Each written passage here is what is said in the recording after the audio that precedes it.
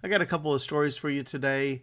The first one is about Adam Schiff. He's in a lot of hot water. Mail trucks, they're costing us a lot of money. And speaking of costing us a lot of money, let's talk about the California high-speed rail system today. It's the daily shrug, no rants, no spin. Just a laid-back lens where the news rolls in. A little insight, a little grin. Seen it all, might see it again.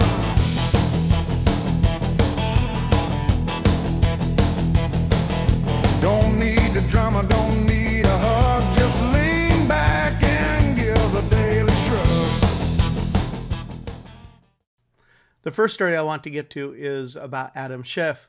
And he is a United States Senator from California, used to be a House of Representatives, and he was also very instrumental in the impeachments of Donald Trump. Adam, you need to stop looking at me like that. Anyway, this is an ex-post from Elizabeth McDonald from Fox, and in it she says, Democrat Senator Adam Schiff's office is not answering our questions on whether he is registered to vote.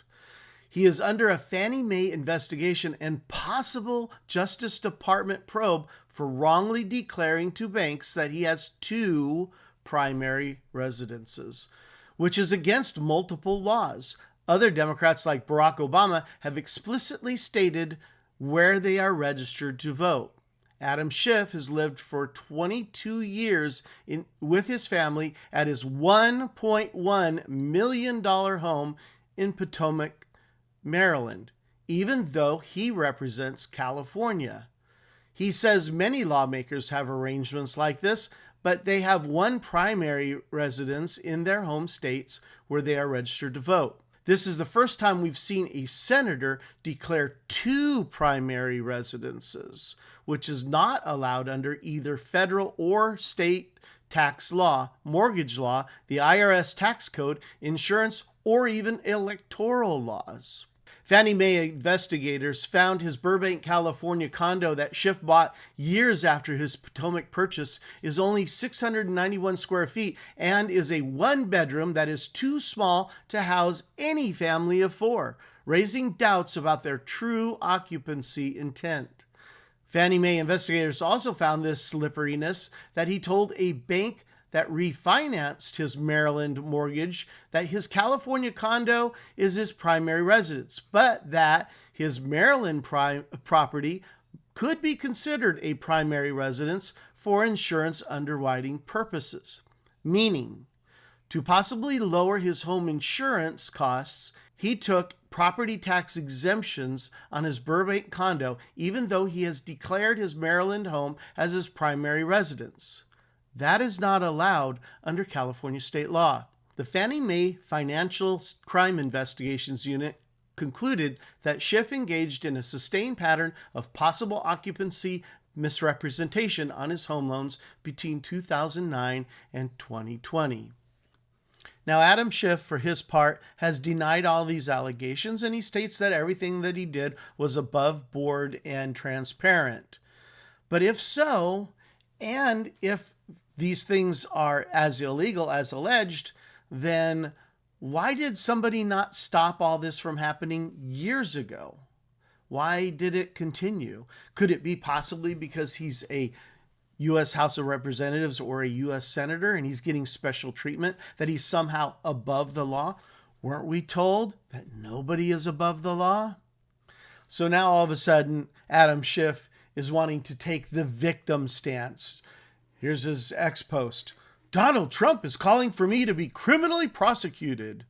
And I really like the return from Bad Hombre. Oh no, Fannie Mae's Financial Crimes Division wants you criminally prosecuted, actually. Dude, seriously, stop looking at me like that. And speaking of having 2 different homes and having to shuffle between them, I found this clip that I think you'll find pretty interesting. Y'all better just stop that fighting right now. Stop it, I'm telling you. Stop it. If it doesn't end soon, all right, you're going to go live with your father.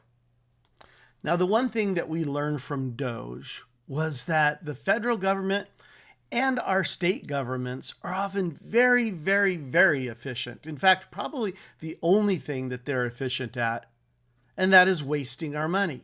Now, here you have a story from the New York Post, and it says Biden's push for a $10 billion electric mail delivery fleet flops with only 250 trucks built in 2 years. The Biden administration plan to create a green fleet of postal vehicles has churned out a mere 250 electric mail trucks in just over 2 years, after shelling out taxpayer funds meant to build thousands. The nearly $10 billion project, which called for more than 35,000 battery-powered U.S. Postal Service vehicles to be completed by September 2028, was funded in part by $3 billion of funding from former President Joe Biden's 2022 Inflation Reduction Act. As of this month, the project is well behind schedule, despite taxpayers forking over $1.7 billion, prompting Capitol Hill Republicans to try to rescind the remaining $1.3 billion earmarked from the IRA. Biden's multi-billion-dollar EV fleet for the USPS is lost in the mail, and more than $1 billion is postmarked to order more. Senator Joni Ernst told the Post, "I am working to cancel the order and return the money to the sender, the American people. The rescissions package is a great start, but Congress must keep its foot on the pedal and make Doge a lifestyle by stamping out waste like this on a regular basis." So as near as I can tell, we've already spent about $1.7 billion on this boondoggle, and we have another $1.3 billion to come. And so we haven't really spent that entire $10 billion. But let's just say, for the sake of argument, that we can cut off the spigot and only have spent $1.7 billion.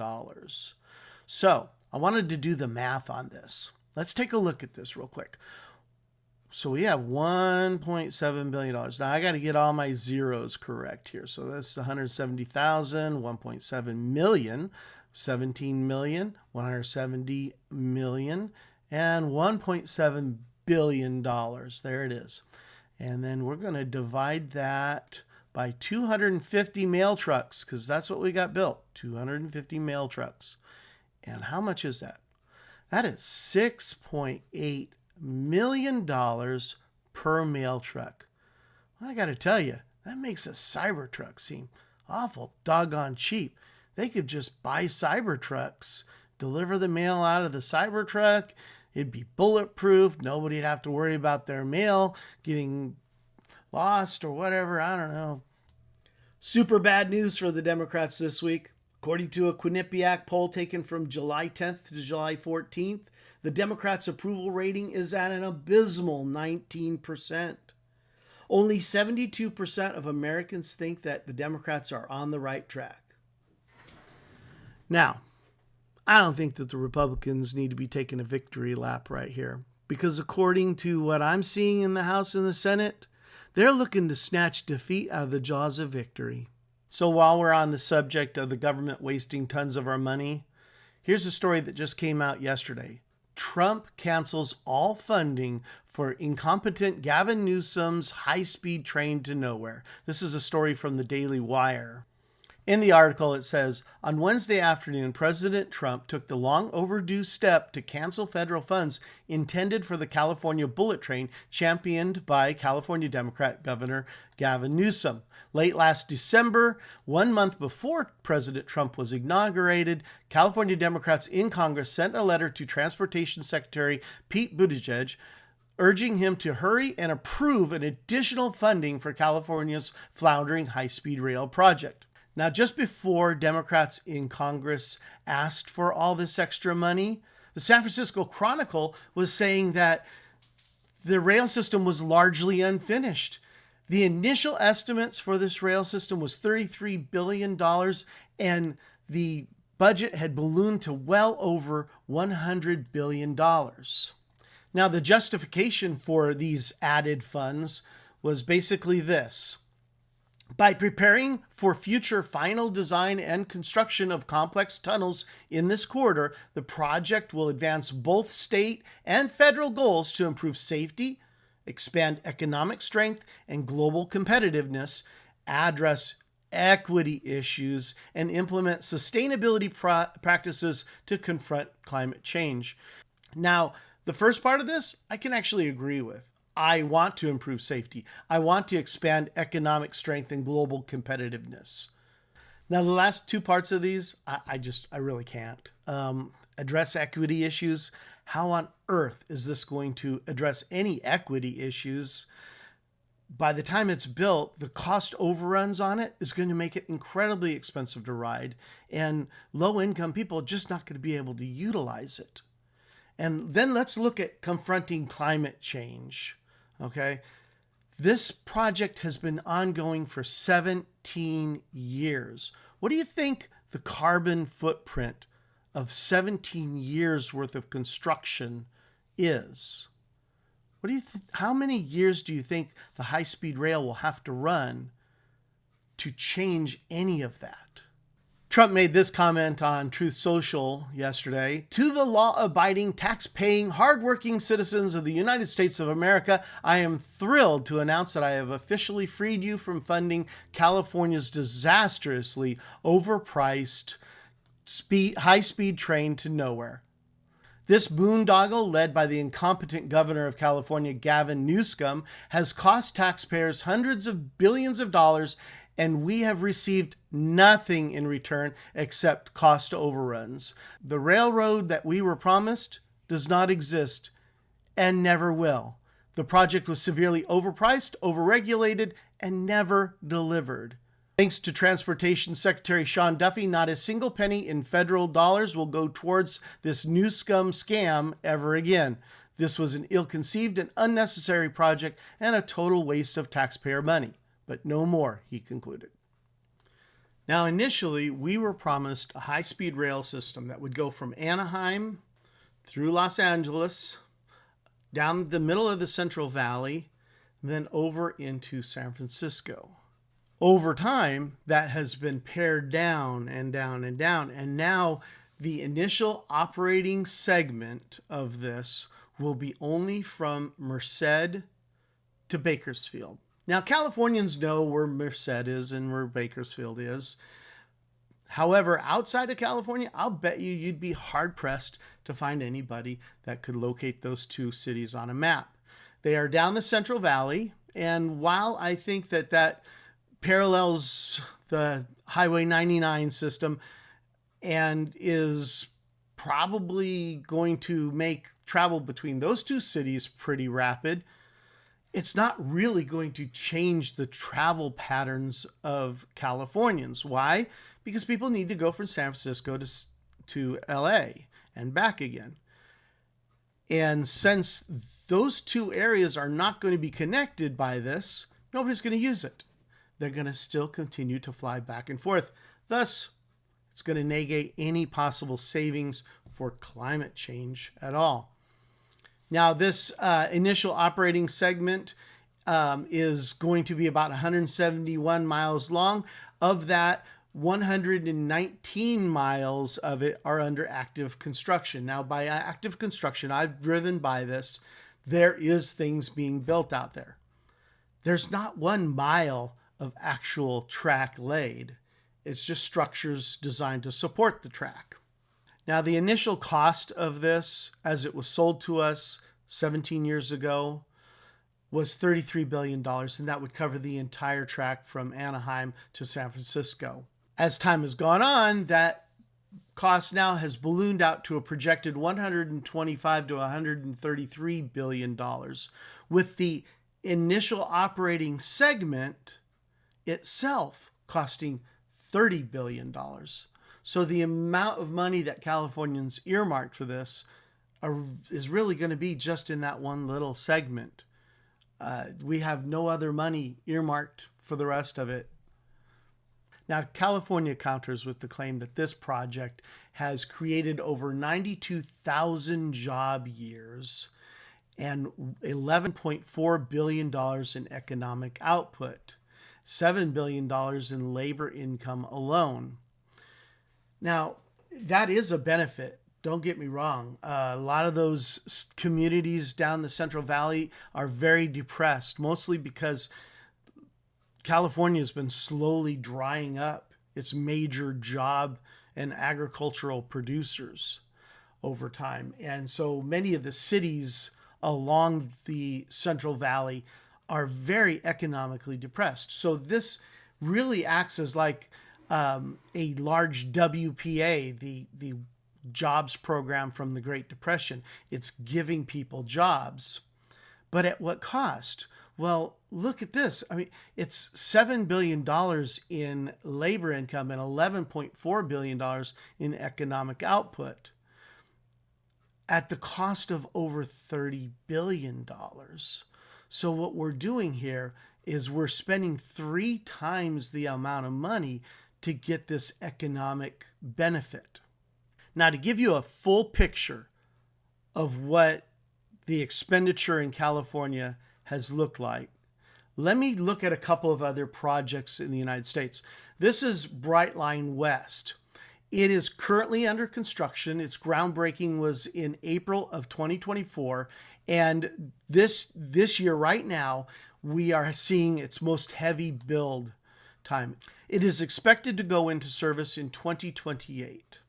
The route is going to be from Rancho Cucamonga to Las Vegas, about 218 miles.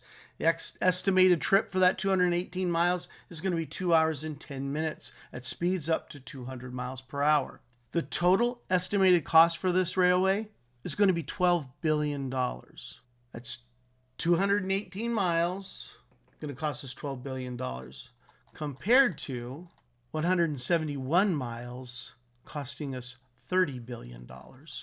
With a build time, well, now 17 plus years on the California high-speed rail, Brightline West, build time expected to be about 4 years. Unlike the California high-speed rail system, which has faced numerous delays, cost overruns, Brightline is actively building. It's raising private funds, issuing bonds, and leveraging the highway median to streamline land access. Brightline focuses on connecting LA area commuters and tourists to Las Vegas, while the California high-speed rail connects 2 cities that doesn't really alleviate the traffic problems and relies mostly on public funding. This is the difference between private funding and government funding. When has government ever done anything efficiently? Well, certainly not here. Now I want to bring your attention to Brightline, Florida. That also is an intercity rail service in Florida, and it was initially launched in 2014. Its initial segment began service in 2018, 4 years. It gives service between Miami, Fort Lauderdale, and West Palm Beach. Most recently, in 2023, it added in a branch that went all the way out to the Orlando International Airport. So if you're looking at that, it's about 9 years of construction, but it's going to be continually added on to as time goes. The total distance of it right now, the Miami to Orlando trip, is 235 miles in 9 years. It reaches speeds up to 125 miles an hour, making that trip from Orlando to Miami only 3.5 hours long. It offers multiple round trips all day long. And I actually looked into riding this particular train. It's not even that expensive to ride. Now let's just take the construction time out of the equation, because we know the California high-speed rail is way, way longer than it needs to be at 17 years. So let's just look at costs, okay? Because, hey, if you're going to save a lot of money, taking 17 years is not that big of a deal, okay? So let's look at Brightline, Florida first off. The cost, total cost, Brightline, Florida, $5 billion. Its length, 235 miles, making it cost $21 million per mile. It's up and running. Now let's look at Brightline West. It's currently under construction, estimated to cost a total of $12 billion. Now, granted, post-COVID, everything's more expensive. So understandably, $12 billion, pretty reasonable. Its length is 218 miles, and that's very comparable to Brightline, Florida at 235. It's going to cost about $55 million per mile. Now remember, both of those projects were privately funded projects. They've got to make money off of ridership. So as a result, they've got to keep the prices down to make sure that riders are riding, but at the same time, the price is high enough to pay for the construction costs. California High-Speed Rail System. This is only the initial operating segment. Only the initial operating segment. And it is completely publicly funded. Has at this point cost approximately $32 billion. It's only going to go 171 miles, which is about 50 some odd miles less than the other two projects. It will cost a whopping $187 million per mile. It's got to charge enough money for people to ride on that to make up $187 million a mile. It's going to be too expensive to actually run. I've ridden the BART. The BART is too expensive to ride. It's far cheaper for me to drive into the San Francisco Bay Area than it is to take the BART. So this is exactly why Donald Trump said, no more. This is absolutely ridiculous. The public should not be funding this. At some point, I think California needs to hand it over to a private entity and let them finish it. It will probably be finished much quicker for a lot less money. And unfortunately, we're probably going to have to eat this $32 billion we've already spent. That's all I have for you today. So until next time, keep your feet on the platform, your wallet in your hand, and your expectations squarely in 2033. This is the Daily Shrug. Still waiting on track 1.